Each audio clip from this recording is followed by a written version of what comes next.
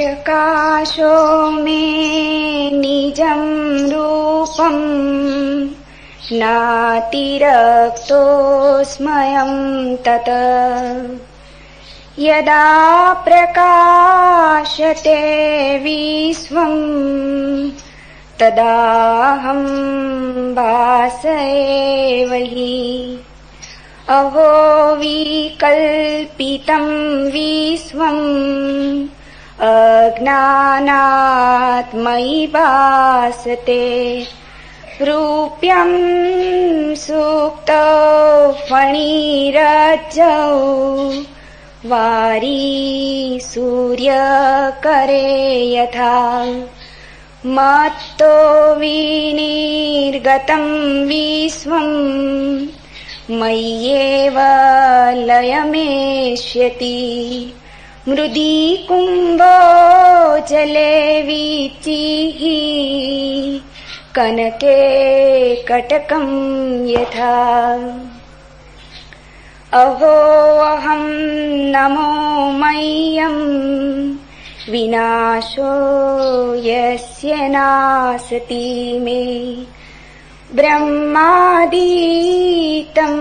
वपर्यन्तं जगन्नाशेऽपि तिष्ठति अहो अहं नमो मह्यं एकोऽहं देहवानपि क्वचित् न गन्ता न आगन्ता व्याप्तविश्वम् अवस्थित अहो अहं नमो मह्यं दशो नास्ति मत्सम असंस्पृश्य शरीरेण येन विश्वं चिरं धृतम् अहो अहं नमो मह्यं यस्य मे नाशति किञ्चन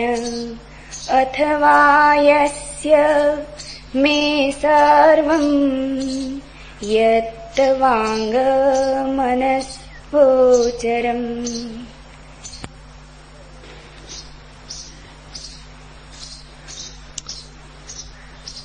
धर्म अनुभूति है,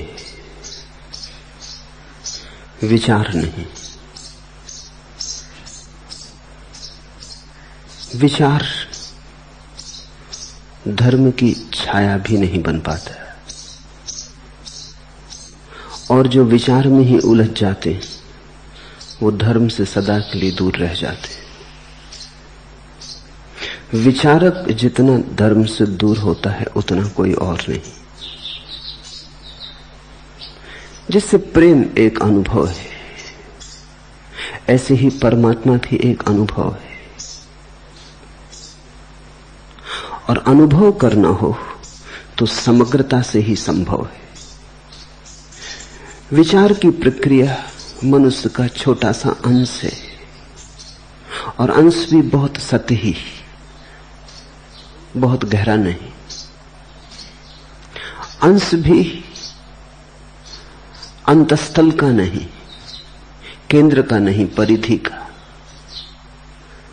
ना हो तो भी आदमी जी सकता है। और अब तो विचार करने वाले यंत्र निर्मित हुए, उन्होंने तो बहुत बात साफ कर दी कि विचार तो यंत्र भी कर सकता है, मनुष्य की कुछ गरिमा नहीं। अरिस्टोटल या उस जैसे विचारकों ने मनुष्य को विचारवान प्राणी कहा है। अब उस परिभाषा को बदल देना चाहिए, क्योंकि अब तो कंप्यूटर विचार कर लेता है, और मनुष्य से ज्यादा दक्षता से, ज्यादा निपुणता से। मनुष्य से तो भूल भी होती है, कंप्यूटर से भूल की संभावना नहीं।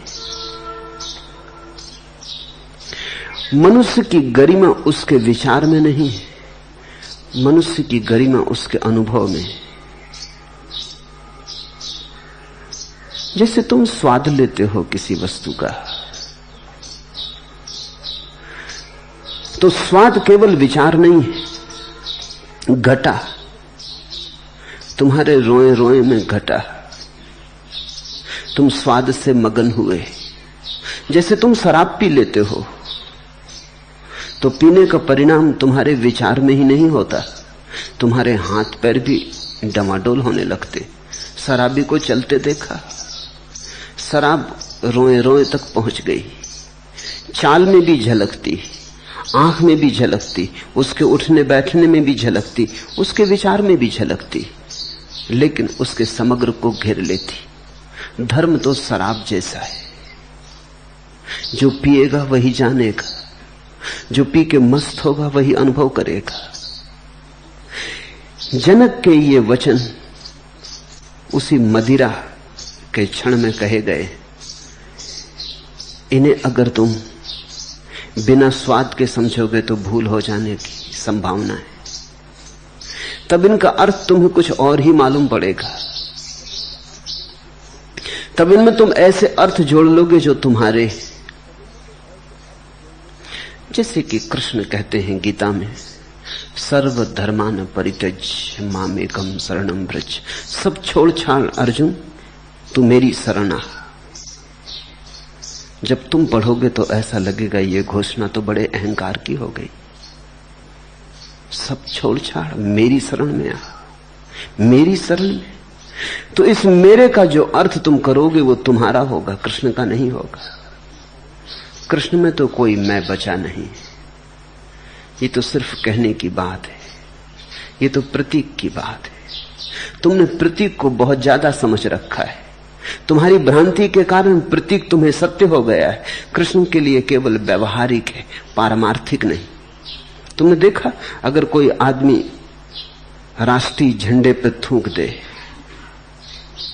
तो मारकाट हो जाए, झगड़ा हो जाए, युद्ध हो जाए। राष्ट्रीय झंडे पे थूक दिया। लेकिन तुमने कभी सोचा कि राष्ट्रीय झंडा राष्ट्र का प्रतीक है और राष्ट्र पे तुम रोज थूकते हो, कोई झगड़ा खड़ा नहीं करता। पृथ्वी पे तुम थूक दो, कोई झगड़ा खड़ा नहीं होता। जब भी तुम थूक रहे हो तुम राष्ट्र पर ही थूक रहे हो, कहीं भी थूको। राष्ट्र पे थूकने से कोई झगड़ा खड़ा नहीं होता। राष्ट्र का जो प्रतीक है संकेत मात्र, ऐसे तो कपड़े का टुकड़ा है, लेकिन उस पर अगर कोई थूक दे तो युद्ध भी हो सकते। मनुष्य प्रतीकों को बहुत मूल्य दे देता है, इतना मूल्य जितना उनमें नहीं है। मनुष्य अपने अंधेपन में प्रतीकों में जीने लगता है। कृष्ण जब मैं शब्द का प्रयोग करते हैं तो केवल व्यवहारिक है। बोलना है इसलिए करते हैं, कहना है इसलिए करते हैं, लेकिन कहने और बोलने के बाद वहां कोई मैं नहीं। अगर तुम आंख में आंख डाल के कृष्ण की देखोगे तो वहां तुम किसी मैं को न पाओगे। वहां परम सन्नाटा है, शून्य है। वहां मैं विसर्जित हुआ है। इसलिए तो इतनी सरलता से कृष्ण कह पाते कि आ मेरी शरण आ जा। जब वे कहते हैं आप मेरी शरण आ जा तो हमें लगेगा बड़े अहंकार की घोषणा हो गई, क्योंकि हम मैं का जो अर्थ जानते हैं वही अर्थ तो करेंगे। जनक के ये वचन तो तुम्हें और भी चकित कर देंगे। ऐसे वचन पृथ्वी पर दूसरे हैं ही नहीं। कृष्ण ने तो कम से कम कहा था आ मेरी शरण आ। जनक के ये वचन तो कुछ ऐसे हैं कि तुम भरोसा ना करोगे। इन वचनों में जनक कहते हैं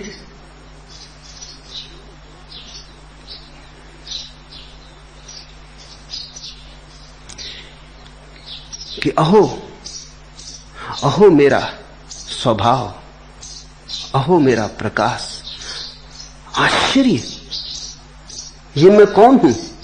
मैं अपनी ही शरण जाता हूं, नमस्कार मुझे। ये तुम हैरान हो जाओगे। इन वचनों में जनक अपने को नमस्कार करते हैं, यहां तो दूसरा भी नहीं बचा। बार बार कहते हैं मैं आश्चर्य में हूं, मुझको नमस्कार है। अहो अहम नमो मह्यम विनाशो यश नास्ति में। मैं इतने आश्चर्य से भर गया हूं, मैं स्वयं आश्चर्य हूं।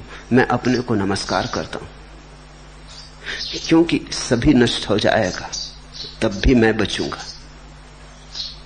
ब्रह्मा से लेकर कण तक सब नष्ट हो जाएगा फिर भी मैं बचूंगा। मुझे नमस्कार है। मुझ जैसा दक्ष कौन? संसार में हूं और अलिप्त, जल में कमलवत, मुझे नमस्कार है। मनुष्य जाति ने ऐसी उद्घोषणा कभी सुनी नहीं। अपने को ही नमस्कार। तुम कहोगे ये तो अहंकार की हद हो गई, दूसरे से कहते तब भी ठीक था, ये अपने ही पैर छू लेना।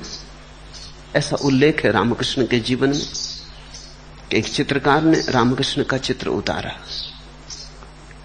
वो जब चित्र लेके आया तो रामकृष्ण के भक्त बड़े संकोच में पड़ गए, क्योंकि रामकृष्ण उस चित्र को देख देख के उसके चरण छूने लगे। वो उन्हीं का चित्र था। उसे सिर से लगाने लगे। किसी भक्त ने कहा, परमहंस देव आप पागल तो नहीं हो गए हैं, ये चित्र आपका है। रामकृष्ण ने कहा, खूब याद दिलाई, मुझे तो चित्र समाधि का दिखा। जब मैं समाधि की अवस्था में रहा हूंगा तब उतारा गया होगा। खूब याद दिलाई, अन्यथा लोग मुझे पागल कहते। मैं तो समाधि को नमस्कार करने लगा।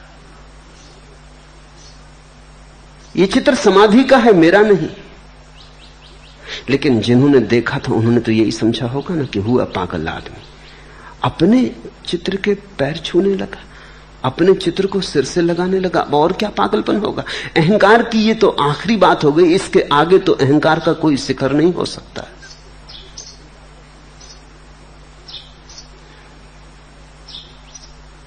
जनक इन वचनों में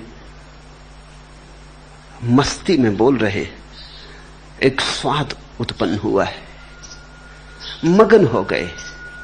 नाच सकते होते मीरा जैसे तो नाचे होते।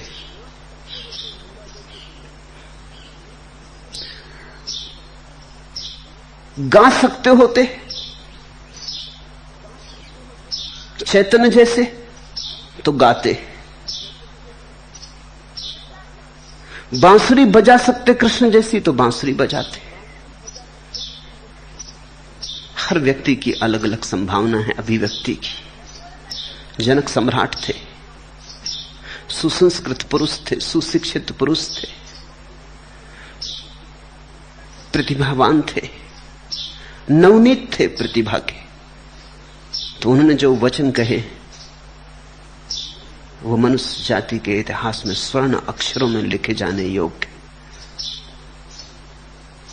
इन वचनों को समझने के लिए तुम अपने अर्थ बीच से हटा देना। करना है हमें कुछ दिन संसार का नजारा। इंसान का जीवन तो दर्शन का झरोखा है।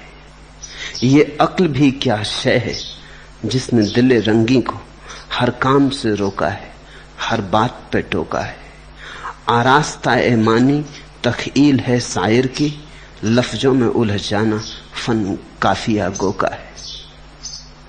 ये अक्ल भी क्या शय है जिसने दिले रंगी को हर काम से रोका है, हर बात पर टोका है। जब भी हृदय में कोई तरंग उठती तो बुद्धि तत्क्षण रोकती है। जब भी कोई भाव गहन होता है बुद्धि तत्क्षण दखलंदाजी करती है। ये अक्ल भी क्या शय है जिसने दिले रंगी को हर काम से रोका है, हर बात पे टोका है। तुम इस अक्ल को थोड़ा किनारे रख देना, थोड़ी देर को ही सही, क्षण भर को ही सही। उन क्षणों में ही बादल हट जाएंगे, सूरज का दर्शन होगा। अगर इस अक्ल को तुम हटा के न रख पाओ तो ये टोकती ही चली जाती है। टोकना इसकी आदत है, टोकना इसका स्वभाव है, दखलंदाजी इसका रस है। और धर्म का संबंध है हृदय से। वो तरंग खराब हो जाएगी, उस तरंग पे बुद्धि का रंग चढ़ जाएगा और बात खो जाएगी। तुम कुछ का कुछ समझ लोगे। आरास्ताए मानी तखील है शायर की। जो वास्तविक कवि है, मनीषी है, ऋषि है, वो तो अर्थ पर ध्यान देता है। आरास्ताए मानी तखील है शायर की। उसकी कल्पना में तो अर्थ के फूल खिलते हैं, अर्थ की सुगंध उठती है। लफ्जों में उलझ जाना फन काफिया गो का है। लेकिन जो तुकबंद है काफिया गो, वो शब्दों में ही उलझ जाता है। वो कवि नहीं, तुकबंद तो शब्दों के साथ शब्दों को मिलाया चला जाता है। तुकबंद को अर्थ का कोई प्रयोजन नहीं होता, शब्द से शब्द मेल खा जाएं बस काफी।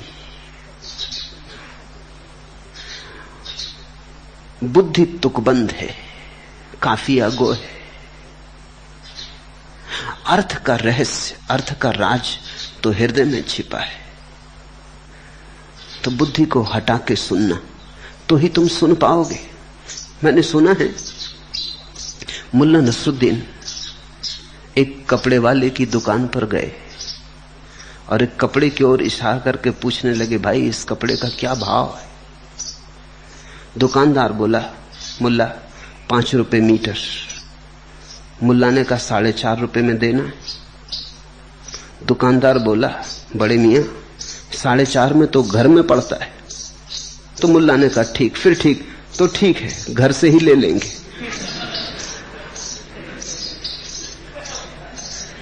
आदमी अपना अर्थ डाले चला जाता है। एक रोगी ने एक दांत के डॉक्टर से पूछा कि क्या आप बिना कष्ट के दांत निकाल सकते? डॉक्टर ने कहा हमेशा नहीं, अभी कल की ही बात है। एक व्यक्ति का दांत मरोड़ कर निकालते समय मेरी कलाई उतर गई। डॉक्टर का दर्द अपना है, दांत निकलवाने जो आया है उसकी फिक्र दूसरी, उसका दर्द अपना है। मुल्ला नसरुद्दीन को एक जगह नौकरी पर रखा गया। मालिक ने कहा, जब तुम्हें नौकरी पर रखा गया था तब तुमने कहा था कि तुम कभी थकते नहीं, और अभी अभी तुम मेज पर टांग पसार के सो रहे थे। मुल्ला ने कहा, मालिक मेरे न थकने का यही तो राज है।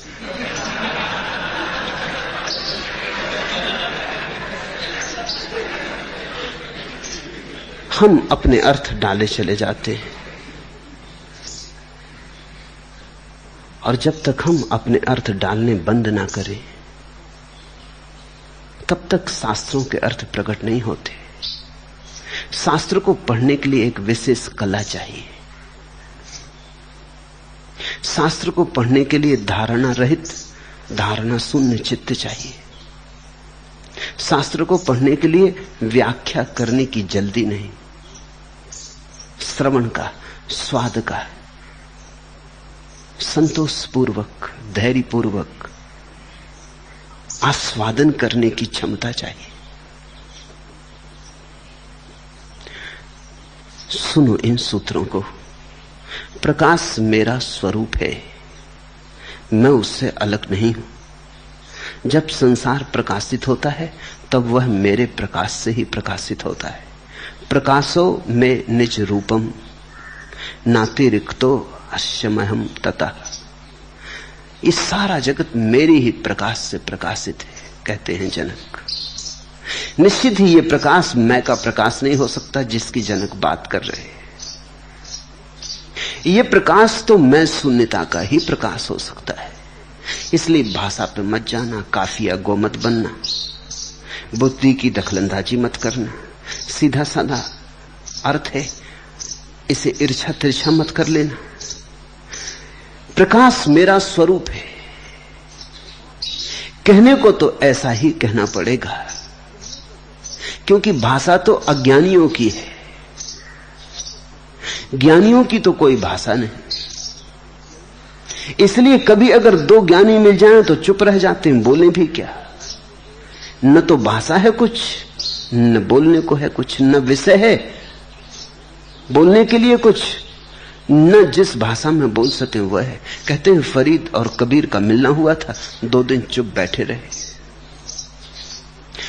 एक दूसरे का हाथ हाथ में ले लेते, गले भी लग जाते, आंसुओं की धार भी बहती, खूब मगन होकर डोलने भी लगते। शिष्य तो घबरा गए। शिष्यों की बड़ी आकांक्षा थी कि दोनों बोलेंगे तो हम पे वर्षा हो जाएगी, कुछ कहेंगे तो हम सुन लेंगे, एक शब्द भी पकड़ लेंगे तो सार्थक हो जाएगा जीवन। लेकिन बोले ही नहीं। 2 दिन बीत गए, वो 2 दिन बड़े लंबे हो गए। शिष्य प्रतीक्षा कर रहे हैं और कबीर और फरीद चुप बैठे। अंततः जब विदा हो गए, कबीर विदा कराए फरीद को, तो फरीद के शिष्यों ने पूछा क्या हुआ? बोले नहीं आप। ऐसे तो आप सदा बोलते हैं, हम कुछ भी पूछते हैं तो बोलते हैं, और हम इसी आशा में तो आपको मिलाए कबीर से कि कुछ आप दोनों के बीच होगी बात, कुछ रस बहेगा, तो हम अभागे भी थोड़ा बहुत उसमें से पी लेंगे। दोनों किनारों को पास कर दिया था, गंगा बहेगी, हम भी स्नान कर लेंगे, लेकिन गंगा बही ही नहीं। मामला क्या हुआ? फरीद ने कहा, कबीर और मेरे बीच बोलने को कुछ न था, न बोलने की कोई भाषा थी, न पूछने को कुछ था, न कहने को कुछ था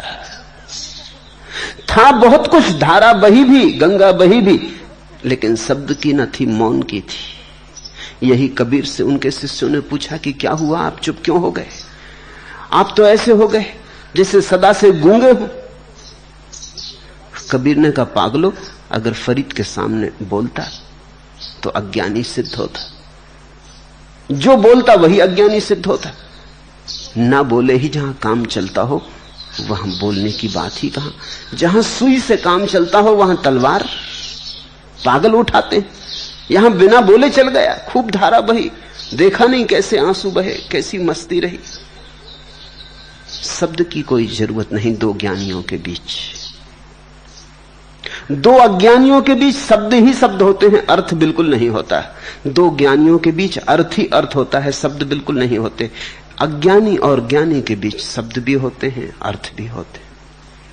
संभाषण के लिए एक ज्ञानी चाहिए, एक अज्ञानी चाहिए। दो अज्ञानी हो तो विवाद होता है, संभाषण तो हो नहीं सकता, संवाद हो नहीं सकता, सिर्फ फुटअव्वल हो सकती है। दो ज्ञानी हो, शब्द से संवाद नहीं होता, किसी और गहन लोक में केंद्रों का मिलन होता है,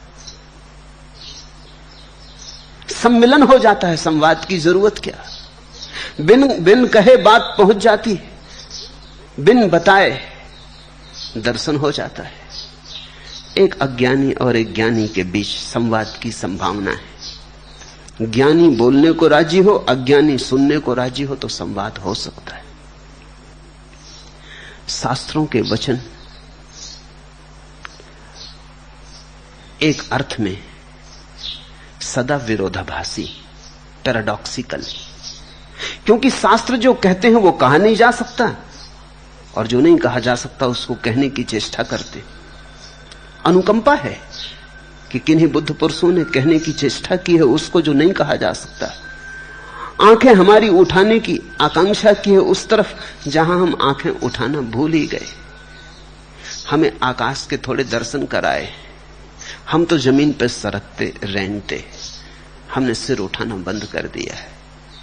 कहते हैं मंसूर को जब फांसी लगी और जब वो सूली पर लटका हुआ हंसने लगा तो कोई 1 लाख लोगों की भीड़ थी, उनमें से किसी ने पूछा, मंसूर तुम हंस क्यों रहे हो? मंसूर ने कहा, मैं इसलिए हंस रहा हूं कि चलो ये अच्छा ही हुआ कि फांसी लगी, तुमने कम से कम थोड़ा आंख तो ऊपर उठा के देखा। सूली पे लटका था तो लोगों को सिर ऊपर करके देखना पड़ रहा था। तो मंसूर ने कहा, तुमने कम से कम चलो इस बहाने से ही थोड़ा आकाश की तरफ तो आंखें उठाएं। इसलिए प्रसन्न हूं कि ये सूली ठीक ही हुई। शायद मुझे देखते देखते तुम्हें वो दिख जाए जो मेरे भीतर छिपा है। शायद इस मृत्यु की घड़ी में, मृत्यु के आघात में तुम्हारे विचार की प्रक्रिया बंद हो जाए और क्षण भर को आकाश खुल जाए और तुम्हें उसके दर्शन हो जाएं जो मैं हूं। प्रकाशो में निजम रूपम, प्रकाश मेरा स्वरूप है। नाति रिक्तो अस्म्यम तथा, मैं उससे अलग नहीं, प्रकाश से अलग नहीं। ये जो प्रकाश का अंतः स्रोत है ये तभी उपलब्ध होता है जब मैं चला जाता है। लेकिन कहो तो कैसे कहो, जब कहना होता है तो मैं को फिर ले आना होता है। जब संसार प्रकाशित होता है तब वह मेरे प्रकाश से ही प्रकाशित होता है। निश्चित ही जनक यहां जनक नाम के व्यक्ति के संबंध में नहीं बोल रहे हैं। व्यक्ति तो खो गया, व्यक्ति की लहर तो गई, ये तो सागर बचा। ये सागर हम सबका है। ये घोषणा जनक की उनके ही संबंध में नहीं, तुम्हारे संबंध में भी है। जो कभी हुए उनके संबंध में, जो कभी होंगे उनके संबंध में। ये समस्त अस्तित्व के संबंध में घोषणा है। तुम जरा मिटना सीखो तो इसका स्वाद लगने लगे, और स्वाद लगेगा तो ऐसी घोषणाएं तुमसे भी उठेंगी। इन्हें रोकना मुश्किल है। मंसूर को पता था कि अगर उसने इस तरह की बात कही, अनल हक अहम ब्रह्मास्मि, कि मैं ही परमात्मा हूं, तो सूली लगेगी। मुसलमानों की भीड़ उसे बर्दाश्त न कर सकेगी, अंधों की भीड़ उसे देख ना पाएगी। फिर भी उसने घोषणा की।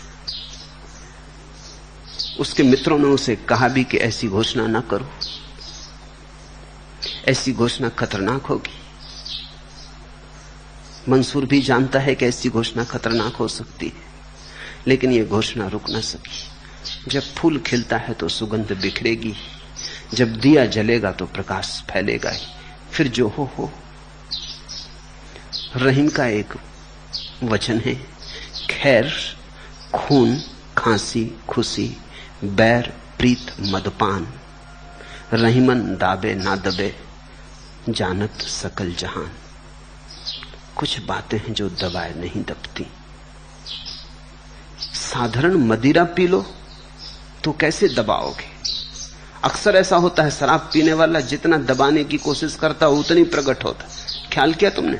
शराबी बड़ी चेष्टा करता है कि किसी को पता ना चले, संभल के बोलता है, उसी में पता चलता है, संभल के चलता है, उसी में डमाडोल हो जाता है। होशियारी दिखाना चाहता है कि किसी को पता ना चले। मुल्ला नसरुद्दीन एक रात पी के घर लौटा तो बहुत विचार करके लौटा कि आज पत्नी को पता न चलने देगा, क्या करना चाहिए। सोचा कि चल के कुरान पढ़ूं। कभी सुना कि शराबी और कुरान पढ़ता हो? जब कुरान पढ़ूंगा तो साफ हो जाएगा कि शराब पी के नहीं आया हूं, कहीं शराबियों ने कुरान पढ़े। घर पहुंचा, प्रकाश जला के बैठ गया, कुरान पढ़ने लगा। आखिर पत्नी आई, उसने उसे झकझोरा और कहा कि बंद करो ये बकवास, ये सूटकेस खोले किस लिए बैठे हो? कुरान शराबी खोजे कैसे? वो सूटकेस मिल गया उनको, उसे खोल के पढ़ रहे थे।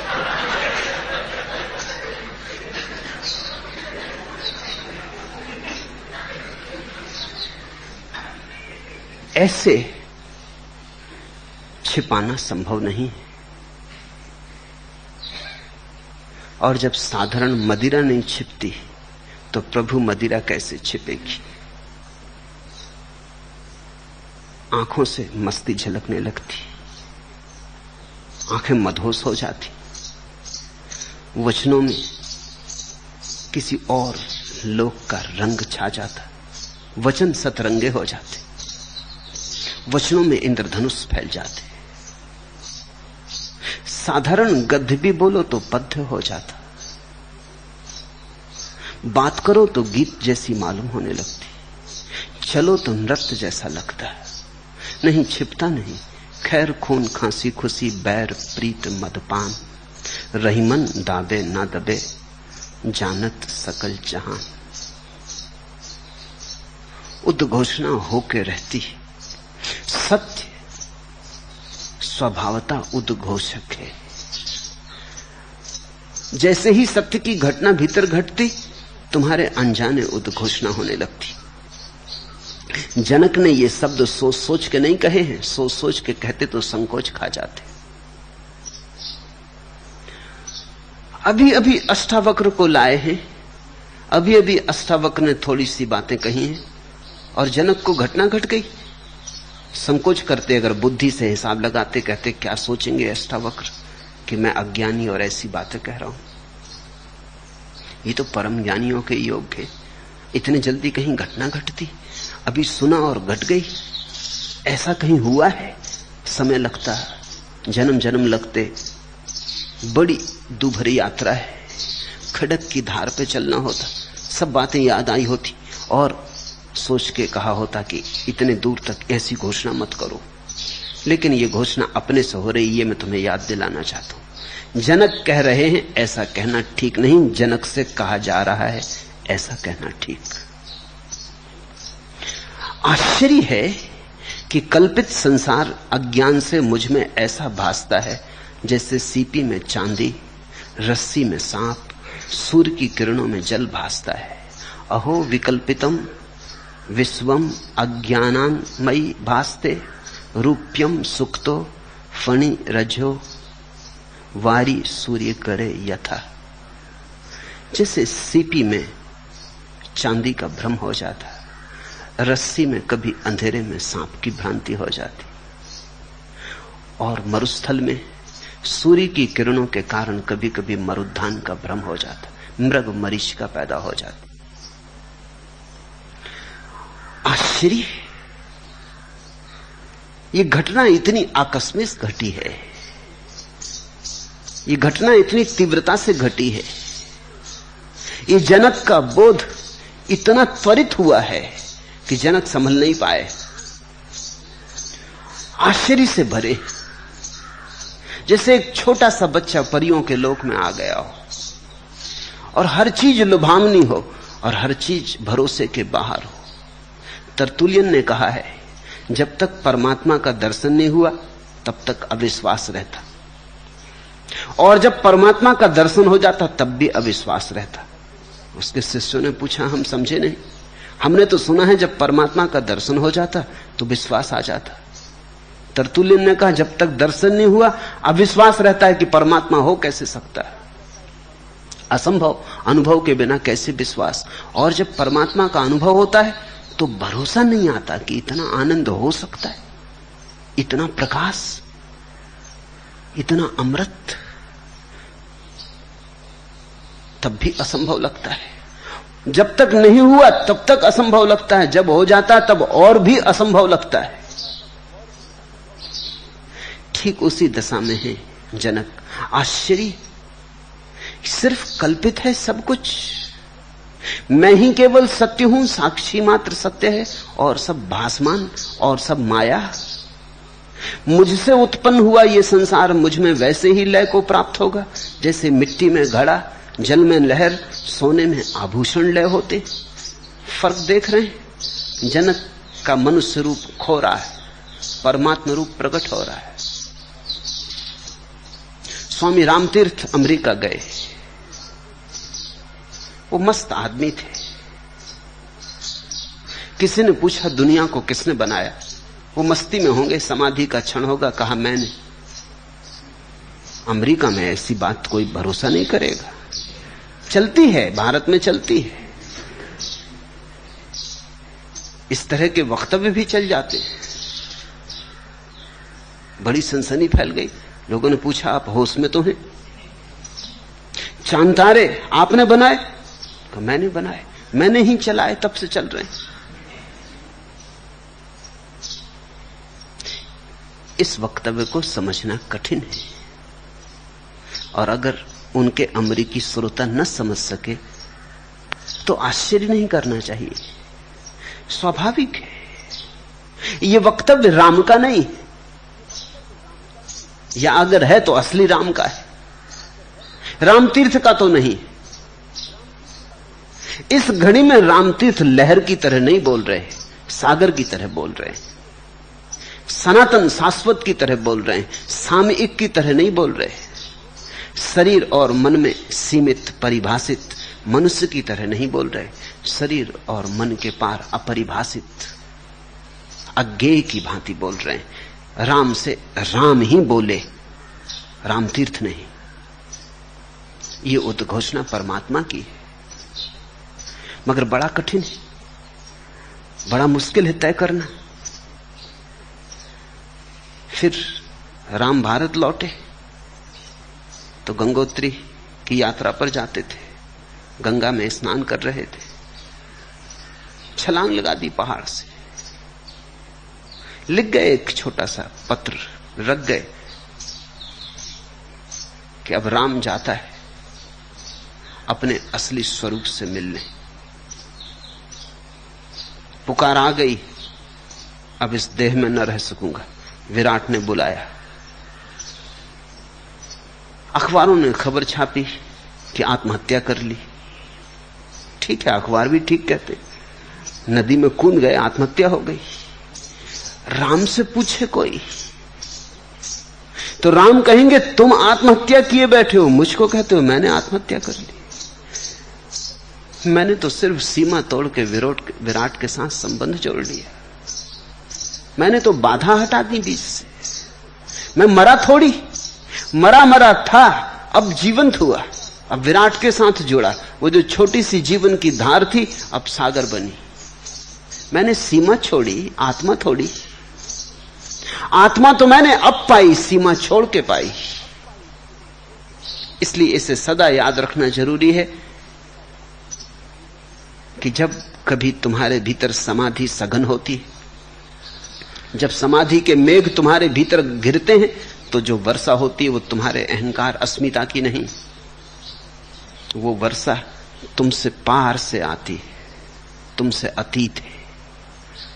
इस घड़ी में जनक का व्यक्तित्व तो जा रहा है। मुझसे उत्पन्न हुआ यह संसार, मुझ में वैसे ही लय को प्राप्त होगा जैसे मिट्टी में घड़ा, जल में लहर, सोने में आभूषण लय होते। न था कुछ तो खुदा था, कुछ न होता तो खुदा होता। डुबोया मुझको होने ने, न होता मैं तो क्या होता। डुबोया मुझको होने ने। हम कहेंगे रामतीर्थ ने आत्महत्या कर ली, रामतीर्थ कहेंगे डुबोया मुझको होने ने। ये तो डूब के गंगा में मैं पहली दफे हुआ, जब तक था तब तक डूबा था। न था कुछ तो खुदा था, कुछ न होता तो खुदा होता। डुबोया मुझको होने ने, न होता मैं तो क्या होता। खुदा होते, परमात्मा होते। ये जो होने की सीमा है, इस सीमा को जब वस्त्र की भांति कोई उतार कर रख देता है तो सत्य के दर्शन होते। जैसे सांप अपनी केंचुली से निकल जाता है सरक कर, ऐसी ही घटना जनक को घटी। अष्टावक्र ने कैटालिटिक की तरह काम किया होगा। वैज्ञानिक कैटालिटिक एजेंट की बात करते हैं। वे कहते हैं कि कुछ तत्व किन्हीं घटनाओं में सक्रिय रूप से भाग नहीं लेते, लेकिन उनकी मौजूदगी के बिना घटना नहीं घटती। तुमने देखा वर्षा में बिजली चमकती। वैज्ञानिक कहते हैं कि ऑक्सीजन और हाइड्रोजन के मिलने से पानी बनता है, लेकिन हाइड्रोजन और ऑक्सीजन का मिलन तभी होता है जब बिजली मौजूद हो। अगर बिजली मौजूद ना हो तो मिलन नहीं होता। यद्यपि बिजली कोई भी हिस्सा नहीं लेती, हाइड्रोजन और ऑक्सीजन के मिलने में बिजली कोई भी हाथ नहीं बटाती, सिर्फ मौजूदगी। इस तरह की मौजूदगी को वैज्ञानिकों ने नाम दिया है कैटालिटिक एजेंट। गुरु कैटालिटिक एजेंट है, वो कुछ करता नहीं, पर उसकी बिना मौजूदगी के कुछ होता भी नहीं। उसकी मौजूदगी में कुछ हो जाता है, यद्यपि करता वो कुछ भी नहीं, लेकिन सिर्फ उसकी मौजूदगी से समझना। सिर्फ उसकी ऊर्जा तुम्हें घेरे रहती, उस ऊर्जा के घेराव में तुम में बल उत्पन्न हो जाता। बल तुम्हारा है। गीत फूटने लगते, गीत तुम्हारे। घोषणाएं घटने लगती, घोषणाएं तुम्हारी, लेकिन गुरु की मौजूद के बिना शायद घटती भी नहीं। अष्टावक्र की मौजूदगी ने कैटालिटिक एजेंट का काम किया। देख के उस सौम्य, शांत, परम अवस्था को जनक को अपना भूला घर याद आ गया होगा। झांक के उन आंखों में देखकर अपरंपार विस्तार, अपने भूले बिसरी संभावना स्मरण में आ गई होगी। सुन के अष्टावक्र के वचन सत्य में पगे, अनुभव में पगे, स्वाद जग गया होगा। कहते हैं एक व्यक्ति ने सिंह पाल रखा था, छोटा सा बच्चा था, आंखें भी न खुली थी, तब उसे घर ले आया था। उस सिंह ने कभी मांसाहार न किया था, खून का उसे कोई स्वाद भी न था। वो शाकाहारी सिंह था, साग सब्जी खाता, रोटी खाता, उसे पता ही न था, पता का कोई कारण भी न था। लेकिन एक दिन यह आदमी बैठा था अपनी कुर्सी पर, इसके पैर में चोट लगी थी और खून थोड़ा सा झलका था। सिंह भी पास में बैठा था, बैठे बैठे उसने जीभ से वो खून चाट लिया। बस एक क्षण में रूपांतरण हो गया। सिंह गुर्राया, उस गुर्राहट में हिंसा थी। अभी तक वो जैनी था, अचानक सिंह हो गया। अभी तक शाकाहारी था, तो शुद्ध साग सब्जी खा के जैसी आवाज निकल सकती थी निकलती थी। हालांकि ये भी कोई मांसाहार कर नहीं लिया था, जरा सा खून चखा था, लेकिन याद आ गई। रोए रोए में सोई हुई सिंह की विस्मृत क्षमता जाग गई। कोई जग उठा, किसी ने अंगड़ाई ले ली। जो सोया था उसने आंख खोली, वो गुर्रा के उठ खड़ा हुआ। फिर उसने हमले शुरू कर दिए। फिर उसे घर में रखना मुश्किल हो गया, फिर उसे जंगल में छोड़ देना पड़ा। इतने दिन तक वो सोया सोया था। आज पहली दफा उसे याद आई कि मैं कौन। अष्टावक्र की छाया में जनक को याद आई कि मैं कौन। और ये वचन अगर जनक ने सोच के कहे होते तो कह ही ना सकते थे, संकोच पकड़ लेता। ये कोई आसान है कहना? मुझसे उत्पन्न हुआ यह संसार मुझ में वैसे ही लय को प्राप्त होगा जैसे मिट्टी में घड़ा, जल में लहर और सोने में आभूषण लय होते।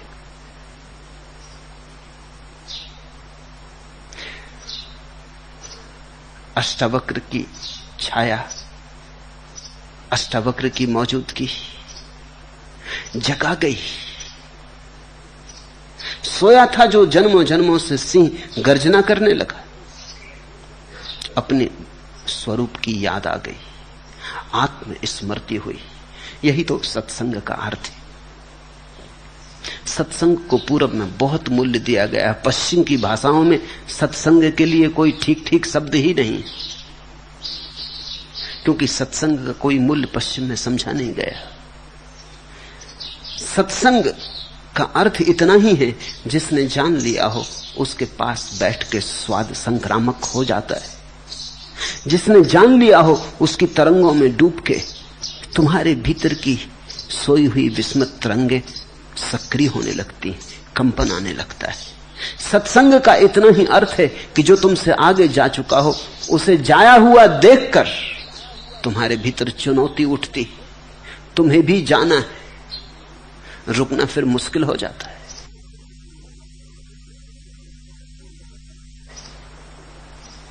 सत्संग का अर्थ गुरु के वचन सुनने से उतना नहीं जितनी गुरु की मौजूदगी पीने से, जितना गुरु को अपने भीतर आने देने, जितना गुरु के साथ एक लय में बद्ध हो जाने से। गुरु एक विशिष्ट तरंग में जी रहा है। तुम जब गुरु के पास होते हो तब उसकी तरंगें तुम्हारे भीतर भी वैसी ही तरंगों को पैदा करती। तुम भी थोड़ी देर को ही सही किसी और लोक में प्रवेश कर जाते हो। गेस्टाल्ट बदलता है, तुम्हारे देखने का ढांचा बदलता है। थोड़ी देर को तुम गुरु की आंखों से देखने लगते हो, गुरु के कान से सुनने लगते हो। मैं तुमसे यह कहना चाहता हूं कि जब जनक ने ये वचन बोले तो ये वचन भी अष्टावक्र के ही वचन है। कहते तो हैं जनक उवाच, लेकिन मैं तुम्हें याद दिलाना चाहता हूं यह अष्टावक्र उवाच ही है। वो जो अष्टावक्र ने कहा था और वो जो अष्टावक्र की मौजूदगी थी वही इतनी सघन हो गई है कि जनक तो गए, जनक तो बह गए बाढ़ में। उनका तो कोई पता ठिकाना नहीं है, वो घर तो गिर गया। ये तो कोई और ही बोलने लगा। मुझसे उत्पन्न हुआ यह संसार मुझ में वैसे ही लय को प्राप्त होगा जैसे मिट्टी में घड़ा, जल में लहर, सोने में आभूषण लय होते। मैं वो गुम गुस्ता मुसाफिर हूं कि आप अपनी मंजिल हूं, मुझे हस्ती से क्या हासिल, मैं खुद हस्ती का हासिल हूं। वो गुम गुस्ता मुसाफिर हूं, मैं एक ऐसा भटका यात्री हूं, भूला भटका यात्री बटोही, कि आप अपनी मंजिल हूं, कि मुझे पता नहीं लेकिन हूं मैं अपनी मंजिल। मंजिल कहीं बाहर नहीं, भटका हूं इसलिए कि भीतर झांक कर नहीं देखा है, अन्यथा भटकने का कोई कारण नहीं। भटका हूं इसलिए कि आंख बंद करके नहीं देखा है, भटका हूं इसलिए कि अपने को पहचानने की कोई कोशिश नहीं की, और वहां खोज रहा हूं मंजिल जहां मंजिल हो नहीं सकती। वो गुम गुस्ता मुसाफिर हूं कि आप अपनी मंजिल हो। यही तो भटकाव का कारण है कि मंजिल भीतर है, हम बाहर खोज रहे हैं। रोशनी भीतर जल रही है, प्रकाश बाहर पड़ रहा है, बाहर प्रकाश को पड़ते देखकर हम दौड़े जा रहे हैं कि प्रकाश का स्रोत भी बाहर ही होगा। बाहर जो प्रकाश पड़ रहा है वो हमारा है, बाहर से जो गंध आ रही है वो हमारी दी हुई गंध है, वो प्रतिफलन है, प्रतिध्वनि है। हम उस प्रतिध्वनि के पीछे भाग रहे हैं। यूनानी कथा है नार्सिसस की। एक युवक बहुत सुंदर बड़ी मुश्किल में पड़ गया है। वो बैठा है एक झील के किनारे, शांत सुंदर झील, तरंग भी नहीं। उसने अपनी छाया देखी, वो मोहित हो गया अपनी छाया पर। वो अपनी छाया से प्रेम करने लगा। वो इतना पागल हो गया कि वहां से हटे ही ना, उसे भूख प्यास भूल गई। वो मजनू हो गया और अपनी ही छाया को लैला समझ लिया। छाया सुंदर थी।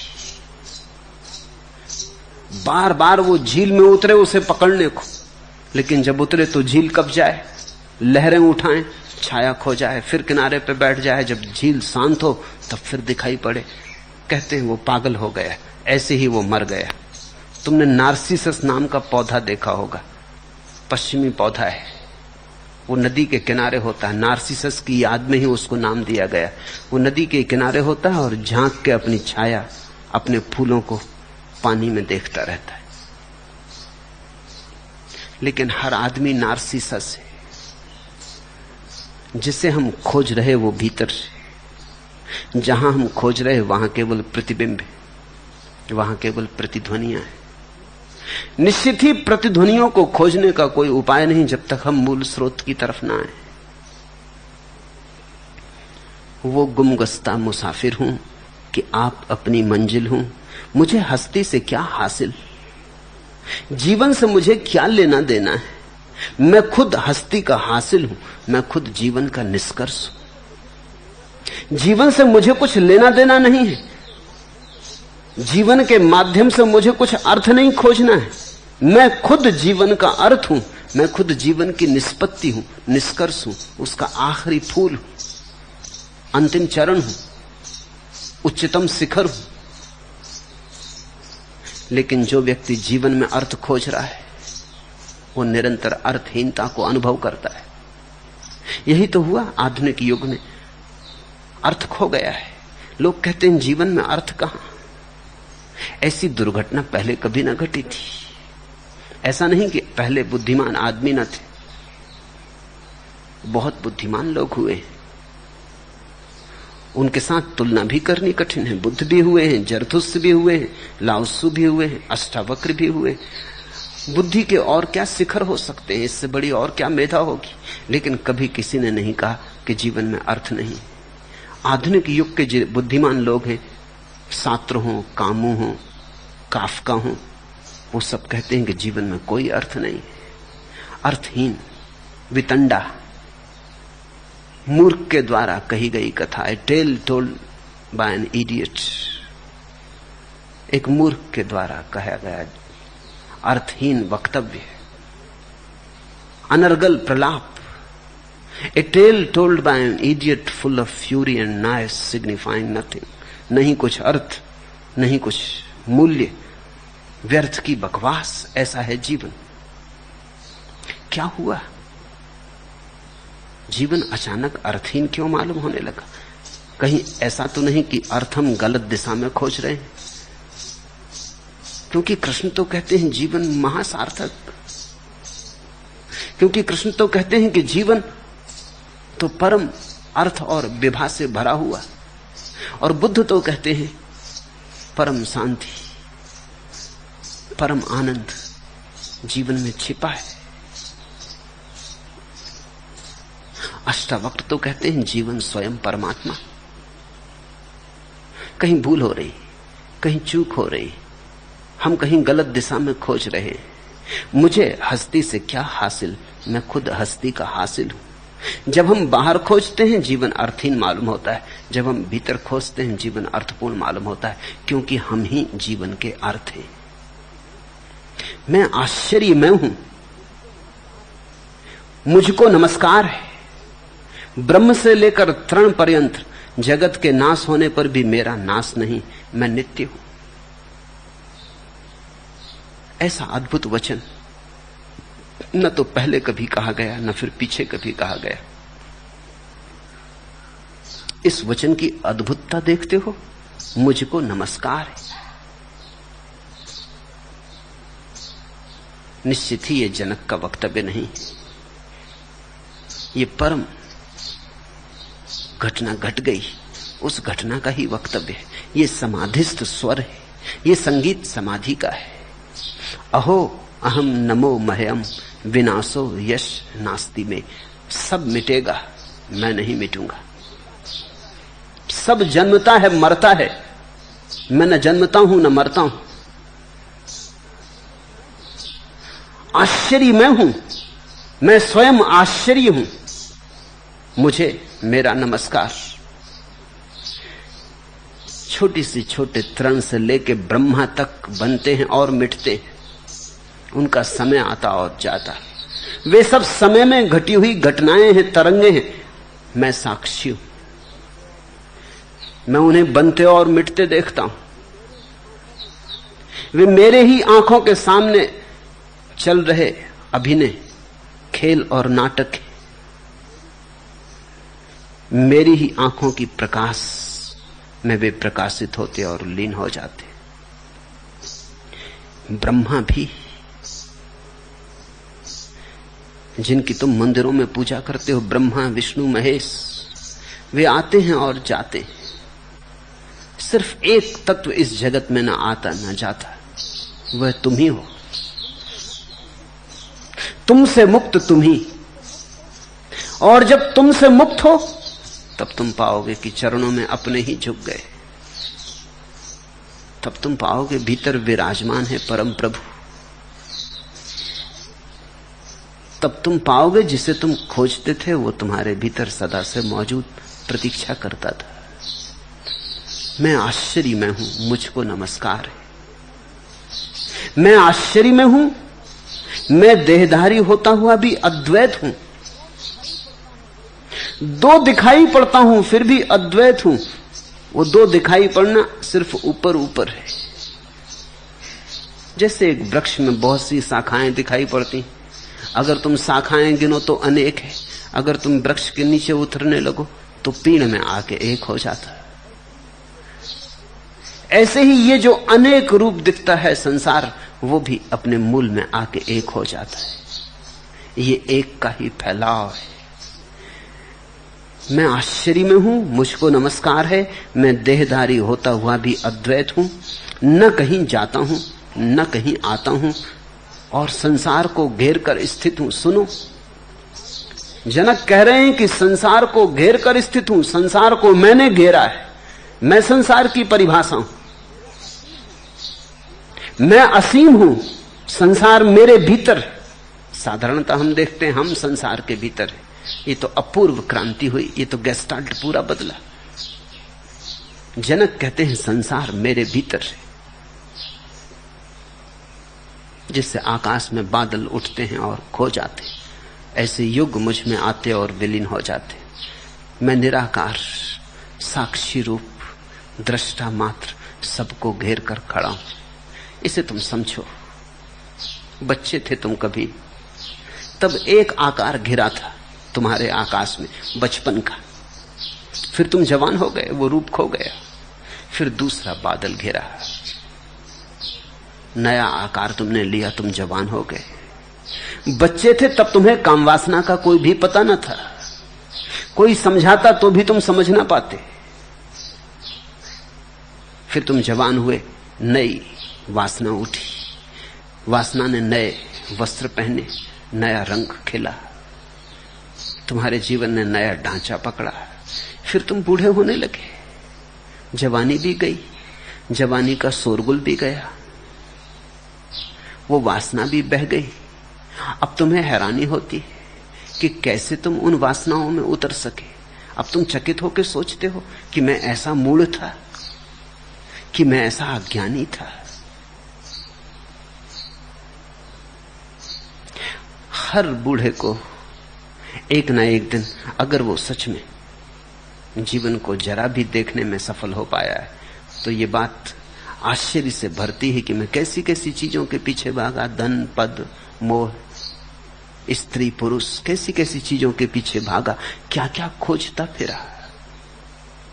मैं खुद खोजता फिरा, भरोसा नहीं आता कि मैं और ऐसे सपने में हो सकता था। अरब में एक कहावत है कि अगर जवान आदमी रो ना सके तो जवान नहीं, और अगर बूढ़ा आदमी हंस ना सके तो बूढ़ा नहीं। जवान आदमी अगर रो ना सके तो जवान नहीं, क्योंकि जो रो नहीं सकता, जो अभी आंसू नहीं बहा सकता, उसका भाव कुंठित है, उसके जीवन में तरंग नहीं है, मौज नहीं है। जो पीड़ित नहीं हो सकता वो जवान नहीं, पथरीला है, उसका हृदय खिला नहीं, अनखिला रह गया है।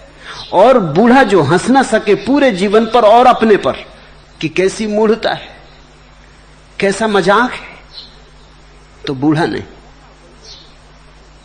बूढ़ा वही है जो हंस सके सारी मूढ़ता पर, अपनी और सबकी, और कहे खूब मजाक चल रहा है, लोग पागल हुए भागे जा रहे हैं उन चीजों के पीछे जिनका कोई भी मूल्य नहीं। उसे अब दिखाई पड़ता है कोई भी मूल्य नहीं। कभी तुम जवान, कभी तुम बूढ़े, कभी बादल एक रूप लेता, कभी दूसरा, कभी तीसरा, लेकिन तुमने ख्याल किया कि भीतर तुम एक ही हो। जिसने देखा था बचपन उसी ने जवानी देखी, जिसने देखी जवानी उसी ने बुढ़ापा देखा। तुम दृष्टा हो, वो जो देखने वाला पीछे खड़ा है वो वही का वही है। रात तुम सोते हो तब तुम्हारा दृष्टा सपने देखता है। जब सपने भी नहीं रह जाते, सिर्फ गहरी तंद्रा होती, सुसुप्ति होती, तब तुम्हारा दृष्टा सुसुप्ति देखता है कि खूब गहरी नींद। इसलिए तो सुबह उठ के तुम कभी कहते हो रात खूब गहरी नींद लगी। किसने देखी? अगर तुम पूरे के पूरे सो गए थे और तुम्हारे भीतर कोई देखने वाला ना बचा था तो किसने देखी, किसने जानी, किसको ये खबर मिली, कौन ये कह रहा है? सुबह उठ के कौन कहता है कि रात में गहरी नींद सोया? अगर तुम सो ही गए थे तो जानने वाला कौन था? जरूर तुम्हारे भीतर कोई जागता रहा, कोई एक कोने में दिया जलता रहा और देखता रहा कि गहरी नींद बड़ी विश्रांतिमयी, बड़ी आह्लादकारी, बड़ी शांत। स्वप्न की भी कोई तरंग नहीं, कोई तनाव नहीं, कोई विचार नहीं, कोई देखता रहा। सुबह उसी देखने वाले ने कहा है कि रात बड़ी गहरी नींद रही। रात सपने भरे रहे तो सुबह तुम कहते हो रात सपनों में गई। न मालूम कैसे कैसे दुख स्वप्न देखे। जरूर देखने वाला सपनों में खो नहीं गया था, जरूर देखने वाला सपना हो नहीं गया था, देखने वाला अलग ही खड़ा रहा था। फिर दिन में तुम खुली आंख का दुनिया देखते हो। दुकान पर तुम दुकानदार हो, मित्र के साथ तुम मित्र हो, शत्रु के साथ तुम शत्रु हो, घर आते हो पत्नी के साथ पति हो, बेटे के साथ पिता हो, पिता के साथ बेटे हो, फिर हजार हजार रूप ये भी तुम देखते हो। लेकिन तुम इन सब के पार देखने वाले हो। कभी सफलता देखते हो, कभी विफलता, कभी बीमारी, कभी स्वास्थ्य, कभी सौभाग्य के दिन, कभी दुर्भाग्य के दिन। लेकिन एक बात तय है कि ये सब आते और जाते, तुम न आते, तुम न जाते। मैं आश्चर्य में हूं, मुझको नमस्कार। मैं देहधारी होता हुआ अद्वैत, न कहीं जाता न कहीं आता, न क्वचित गंता न क्वचित आगंता, न जाता न आता, बस हूं। ये होना मात्र ही स्वरूप है। और संसार को घेर कर स्थित हूं, और संसार को मैंने घेरा। यही तो तुम्हारा संसार है। ये संसार तुम्हारे भीतर है, तुम इस संसार के भीतर नहीं। तुम इसके मालिक हो, तुम इसके गुलाम नहीं। तुम जिस क्षण चाहो पंख फैला दो और उड़ जाओ। अगर तुम इसके भीतर हो तो अपनी मर्जी से हो, किसी की जबरदस्ती से नहीं। इतना तुम्हें ख्याल रहे, फिर कुछ अड़चन नहीं। फिर अगर तुम बंधन में पड़े हो अपनी मर्जी से, तो बंधन भी बंधन नहीं है। फिर तुम्हारी जो मर्जी, फिर तुम्हें जो करना हो करो। लेकिन एक बात मत भूलना कि तुम करता नहीं हो, करता फिर एक रूप है। भोगता नहीं हो, भोगता एक रूप है। तुम साक्षी हो, वही तुम्हारी शाश्वतता है। पूरब में हमारा सबसे बड़ा खोज का जो लक्ष्य रहा है, वो उसे खोज लेना है जो समयातीत है, कालातीत है। जो समय की धारा में बनता बिगड़ता है वो प्रतिबिंब, जो समय के पार खड़ा है, साक्षीवत, वही सत्य है।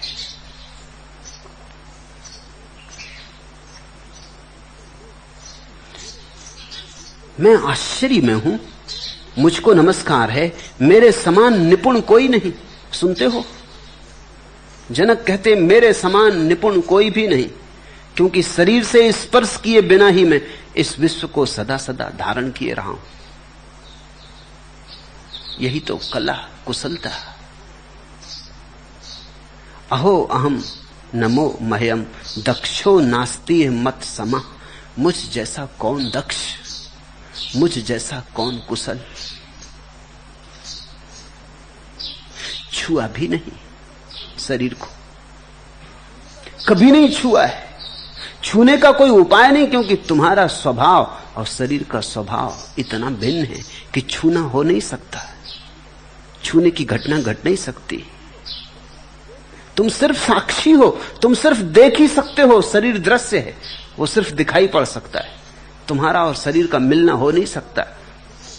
तुम शरीर में खड़े रहो, शरीर तुम में खड़ा रहे, लेकिन अस्पर्शित, जैसे अनंत दूरी पर।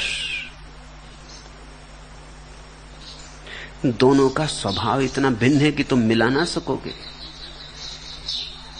तुम दूध में पानी मिला सकते हो, लेकिन पानी को तेल में ना मिला सकोगे। उनका स्वभाव अलग है। दूध में पानी मिल जाता है क्योंकि दूध पहले से पानी है, 90% से भी ज्यादा पानी, इसलिए दूध में पानी मिल जाता है। लेकिन तेल में तुम पानी ना मिला सकोगे। वे मिलेंगे ही नहीं, वे मिल ही नहीं सकते। उनका स्वभाव अलग है। फिर भी ध्यान रखना, शायद वैज्ञानिक कोई विधि निकाल लें तेल और पानी को मिलाने की, क्योंकि कितना ही स्वभाव भिन्न हो, दोनों ही पदार्थ हैं। लेकिन चेतना और जड़ को मिलाने का कोई उपाय नहीं, क्योंकि जड़ पदार्थ है और चेतना पदार्थ नहीं। दृश्य और दृष्टा को मिलाने का कोई उपाय नहीं। दृष्टा दृष्टा रहेगा, दृश्य दृश्य रहेगा। इसलिए जनक कहते हैं कि आश्चर्य से भर गया हूं मैं, आश्चर्य ही हो गया हूं। कैसी मेरी निपुणता कि इतना इतने कर्म किए और फिर भी अलिप्त हूं। इतना इतना भोगा, फिर भी भोग की कोई रेखा भी मुझ पे नहीं पड़ी। जैसे पानी पे तुम लिखते रहो और कुछ लिखा नहीं जाता, ऐसे ही तुम साक्षी के साथ कर्म करते रहो, भोग करते रहो, कुछ लिखा नहीं जाता। सब पानी की लकीरें की भांति मिट जाता है। तुम लिख नहीं पाए और मिट जाता है। मेरे समान निपुण कोई नहीं, क्योंकि शरीर से स्पर्श किए बिना ही मैं इस विश्व को सदा सर्वदा धारण किए हूं।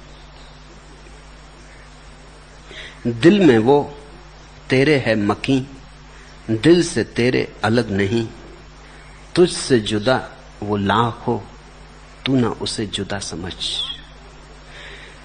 हम लाख समझें अपने को कि शरीर से जुड़े हैं, हम जुड़ नहीं सकते, और हम लाख समझें अपने को कि हम परमात्मा से अलग हैं, हम अलग नहीं हो सकते। और ये दोनों बातें एक साथ समझ में आती हैं, जब भी समझ में आती हैं। जब तक तुम सोचते हो कि तुम शरीर से जुड़ सकते हो, तब तक इसका एक दूसरा पहलू भी है कि तुम सोचोगे तुम परमात्मा से टूट गए। जिस दिन तुम जानोगे परमात्मा से जुड़े हो, उस दिन तुम जानोगे अरे आश्चर्यों का आश्चर्य कि मैं शरीर से कभी भी जुड़ा न था। दिल में वो तेरे है मकी, दिल से तेरे अलग नहीं, वो परम सत्य तेरे दिल में बसा है। दिल में वो तेरे है मकी, उसने वही मकान बनाया है। दिल से तेरे अलग नहीं, तुझसे जुदा वो लाख हो, तू ना उसे जुदा समझ। भला कितना ही तुझे प्रतीत होता रहे कि जुदा है जुदा है, पर जुदा मत समझना, क्योंकि जुदा होने का उपाय नहीं। परमात्मा से अलग होने की कोई व्यवस्था नहीं, और संसार के साथ एक होने का कोई उपाय नहीं। यद्यपि जो नहीं हो सकता उसी को करने में हम जन्मों जन्मों से लगे रहे। जिस दिन तुम भी जागोगे, और निश्चित किसी दिन जागोगे, क्योंकि जो सोया है वो कब तक सोएगा, क्योंकि जो सोया है जागना उसका स्वभाव है, तभी तो सो गया है। जो सोया है सोने में ही खबर दे रहा है कि जाग भी सकता है, जागना उसकी संभावना है। जो जाग नहीं सकता वो सोएगा कैसे? जो जाग सकता है वही सो सकता है। किसी न किसी दिन तुम जागोगे, जब जागोगे तब तुम्हें भी लगेगा मेरे समान निपुण कोई भी नहीं। शरीर से स्पर्श किए बिना मैं इस विश्व को सदा सदा धारण किए हूं, और मैं ही इस विश्व को धारण किए हूं, कोई और इसे नहीं संभाले, छुआ भी नहीं है इसे और मैं संभाले हूं। ज़ैन फकीर कहते हैं कि गुजरना नदी से, लेकिन ध्यान रखना जल पानी को छूने न पाए। वो इसी बात की खबर दे रहे हैं कि अगर तुम्हें समझ आ जाए साक्षी की, तो तुम गुजर जाओगे नदी से। पानी शरीर को छुएगा, तुम्हें नहीं छू सकेगा, तुम साक्षी ही बने रहोगे। इस संसार में साक्षी बनना सीखो, थोड़ा थोड़ा कोशिश करो। राह पे चलते कभी इस भांति चलो कि तुम नहीं चल रहे, सिर्फ शरीर चल रहा है। तुम तो वही हो, न क्वचित गंता न क्वचित आगंता, न कभी जाता कहीं न कभी आता कहीं। राह पर अपने को चलता हुआ देखो और तुम दृष्टा बनो। भोजन की टेबल पर भोजन करते हुए देखो अपने को कि शरीर भोजन कर रहा है, हाथ को और बनाता, मुंह तक लाता, तुम चुपचाप खड़े खड़े देखते रहो। प्रेम करते हुए देखो अपने को, क्रोध करते हुए देखो अपने को, सुख में देखो, दुख में देखो। धीरे धीरे साक्षी को संभालते जाओ। एक दिन तुम्हारे भीतर भी उद्घोष होगा, परम वर्षा होगी, अमृत झरेगा। तुम्हारा हक है, स्वरूप सिद्ध अधिकार है। तुम जिस दिन चाहो उस दिन उसकी घोषणा कर सकते हो। मैं आश्चर्य में हूं, मुझको नमस्कार है, मेरा कुछ भी नहीं है, अथवा मेरा सब कुछ है, जो वाणी और मन का विषय। कहते जनक कि एक अर्थ में मेरा कुछ भी नहीं है, क्योंकि मैं ही नहीं हूं। मैं ही नहीं बचा तो मेरा कैसा? तो एक अर्थ में मेरा कुछ भी नहीं, और एक अर्थ में सभी कुछ मेरा है, क्योंकि जैसे ही मैं नहीं बचा परमात्मा बचता है, और उसी का सब कुछ है। ये विरोधाभासी घटना घटती है जब तुम्हें लगता है मेरा कुछ भी नहीं और सब कुछ मेरा है। अहो अहम नमो मह्यम यस्य में नास्ति किंचन, अथवा यस्य में सर्वम यत वांग मनस गोचरम। जो भी दिखाई पड़ता है आंख से, इंद्रियों से अनुभव में आता है, कुछ भी मेरा नहीं है क्योंकि मैं दृष्टा हूं। लेकिन जैसे ही मैं दृष्टा हुआ वैसे ही पता चलता है सभी कुछ मेरा है, क्योंकि मैं सारे अस्तित्व का केंद्र हूं। दृष्टा तुम्हारा व्यक्तिगत रूप नहीं है, दृष्टा तुम्हारा समष्टिगत रूप है। भोक्ता की तरह हम अलग अलग हैं, कर्ता की तरह हम अलग अलग हैं, दृष्टा की तरह हम सब एक हैं। मेरा दृष्टा और तुम्हारा दृष्टा अलग अलग नहीं, मेरा दृष्टा और तुम्हारा दृष्टा एक ही है। तुम्हारा दृष्टा और अष्टावक्र का दृष्टा अलग अलग नहीं, तुम्हारा और अष्टावक्र का दृष्टा एक ही है। तुम्हारा दृष्टा और बुद्ध का दृष्टा अलग अलग नहीं। तो जिस दिन तुम दृष्टा बने उस दिन तुम बुद्ध बने, अष्टावक्र बने, कृष्ण बने, सब बने। जिस दिन तुम दृष्टा बने उस दिन तुम विश्व का केंद्र बने। इधर मिटे उधर पूरे हुए। खोया ये छोटा सा मैं, ये बूंद छोटी सी, और पाया सागर अनंत का।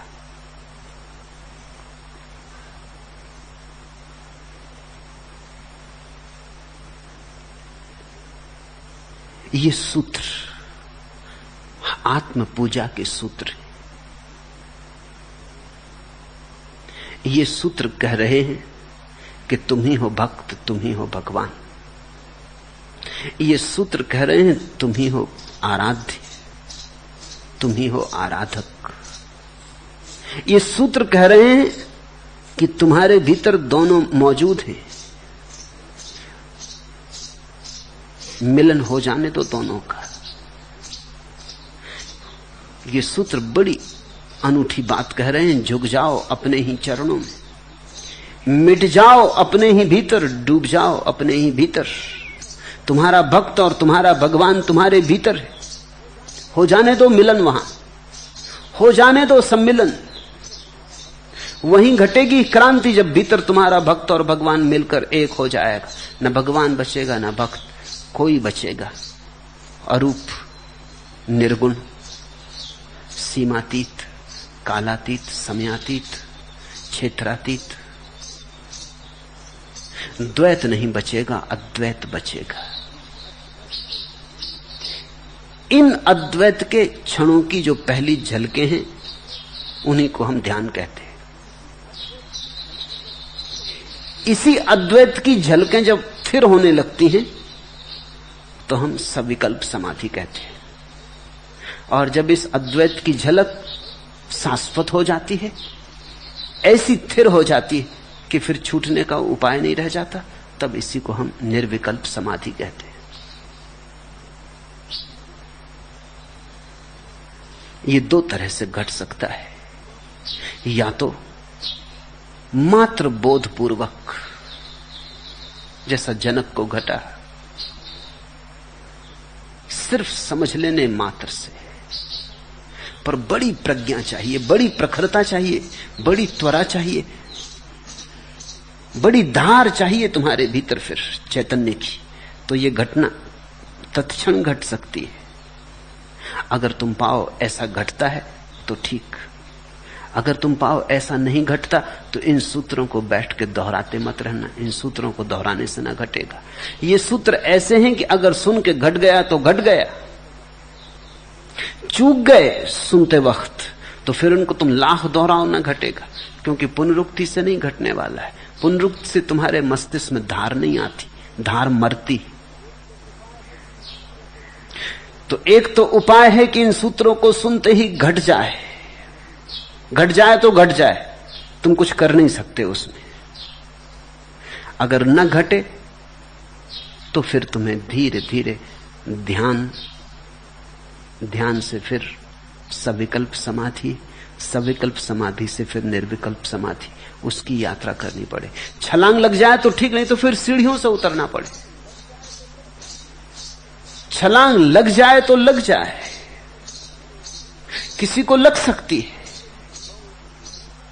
सभी आश्चर्य संभव है क्योंकि तुम आश्चर्यों के आश्चर्य हो, इसलिए इसमें असंभव कुछ भी नहीं है। यहां मुझे सुनते सुनते किसी को छलांग लग सकती,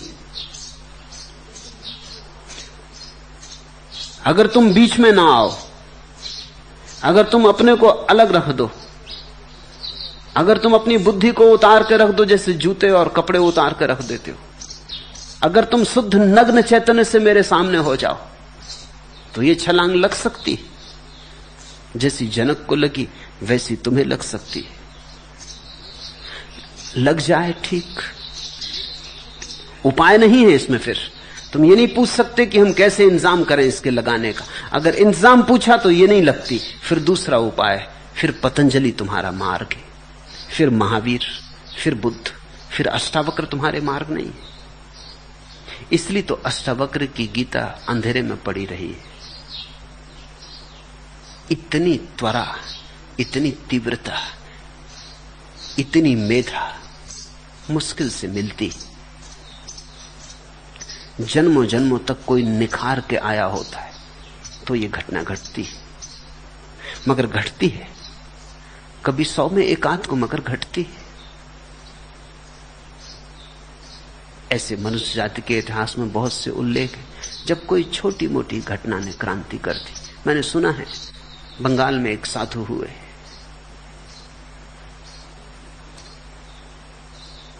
अदालत में क्लर्क थे, हेड क्लर्क थे, रिटायर हो गए। राजा बाबू नाम था, बंगाली थे सो बाबू। 60 के ऊपर उम्र हो गई थी। एक दिन सुबह घूमने निकले थे, ब्रह्म मुहूर्त, सूरज अभी उगा नहीं।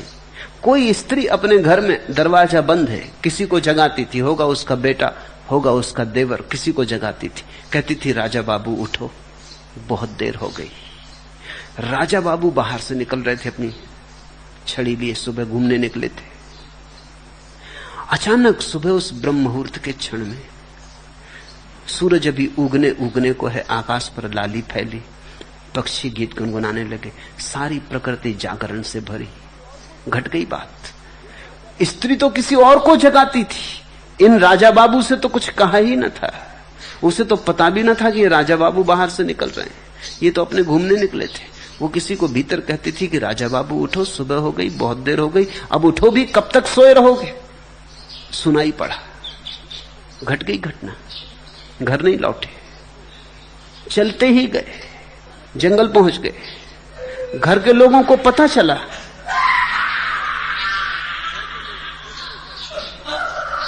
घर के लोग खोजने गए, मिले जंगल में, पूछा क्या हो गया, हंसने लगे, कहा बस हो गया, राजा बाबू जग गए, अब जाओ। उन्होंने कहा क्या मतलब, क्या कहते हैं आप? उन्होंने कहा अब कहने सुनने को कुछ भी नहीं, बहुत देर वैसे ही हो गई थी।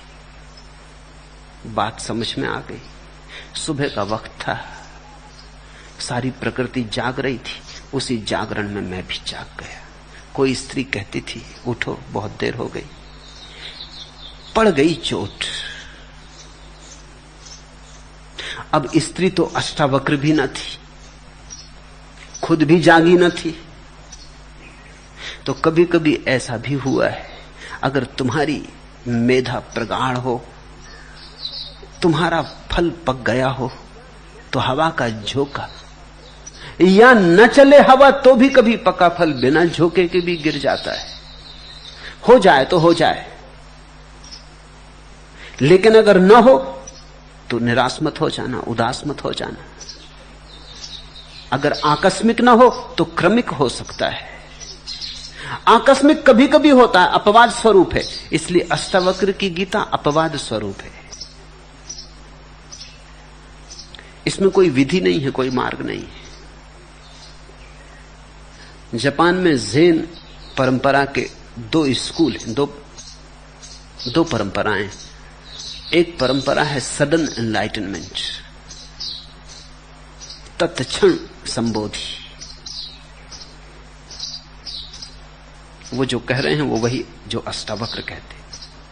उनका गुरु कुछ नहीं सिखाता, आके बैठ जाता है, कुछ मौज हुई तो बोल देता है, हो जाए हो जाए। ऐसे गुरु को एक सम्राट ने अपने महल में आमंत्रित किया। वो गुरु आया, वो मंच पर चढ़ा। सम्राट बड़ी उत्सुकता से प्रतीक्षा करता था, वो बैठा है शिष्य भाव से। उस गुरु ने मंच पर बैठ के थोड़ी देर इधर उधर देखा, जोर से टेबल पर मुक्के मारे, उठा और चला गया। उस सम्राट चौंक कर रह गया कि ये क्या हुआ।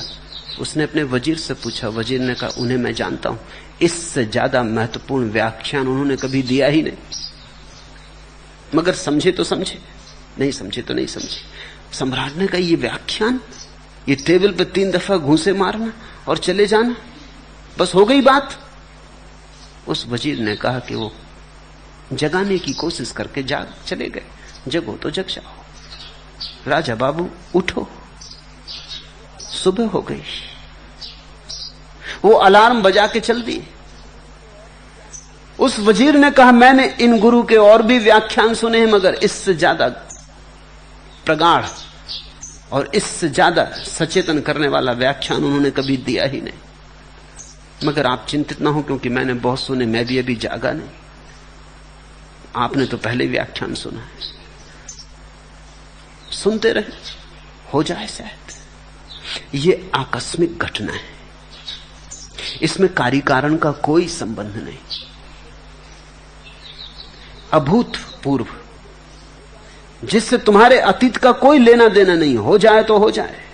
ये कोई वैज्ञानिक घटना नहीं है कि 100 डिग्री तक पानी गर्म करेंगे तो भाप बनेगा। ये मामला कुछ ऐसा है कि कभी बिना गर्म किए भाप बन जाता। इसका वैज्ञानिक कोई व्याख्या नहीं है, अष्टावक्र विज्ञान के बाहर है। अगर तुम्हारी बुद्धि वैज्ञानिक हो और तुम कहो ऐसे कैसे होगा, कुछ करेंगे तब होगा, तो फिर तुम वैज्ञानिक बुद्धि से चलो। फिर तुम बुद्ध को पूछो तो अष्टांगिक योग है, फिर तुम पतंजलि को पूछो तो उनका भी योग है। फिर प्रक्रियाएं, ये योग नहीं, ये सांख्य का शुद्ध वक्तव्य है। इसलिए अष्टावक्र बहुतों को जगा सके होंगे ऐसा भी नहीं। कोई एक आध जनक जग गया होगा, बस जनक जग गया ये भी बहुत है, जरूरी ना था। और तो कुछ खबर भी नहीं कि अष्टावक्र से कोई और भी जगा। बुद्ध ने बहुतों को जगाया, पतंजलि अब भी जगाए चले जाते हैं। अष्टावक्र ने तो केवल एक व्यक्ति को जगाया, वो भी अष्टावक्र ने जगाया कहना कठिन है। जनक जागने की क्षमता में थे, अष्टावक्र तो केवल निमित्त बन गए, कारण नहीं निमित्त। तो जो सडन एनलाइटनमेंट, तत्क्षण बोधि संबोधि के उपाय हैं, उनमें तो गुरु केवल निमित्त है। वो कोशिश करेगा, हो जाए हो जाए, कोई विज्ञान नहीं। न हो तो निराश मत होना, तुम्हें हो ही जाएगा ऐसा गुरु मान के भी नहीं चलता है। किसी को हो जाएगा, जिनको न हो जाएगा उनमें कम से कम होने की प्यास जगेगी। वो विधि की तलाश करेंगे, उन्हें विधि से होगा। नियम तो विधि से ही होने का है, बिना विधि के होना तो अपवाद स्वरूप है, वो नियम के बाहर है। तो यहां सुनना ध्यानपूर्वक, हो जाए शुभ, न हो जाए तो निराश मत होना। हरिओम तत्सत। आज इतना ही।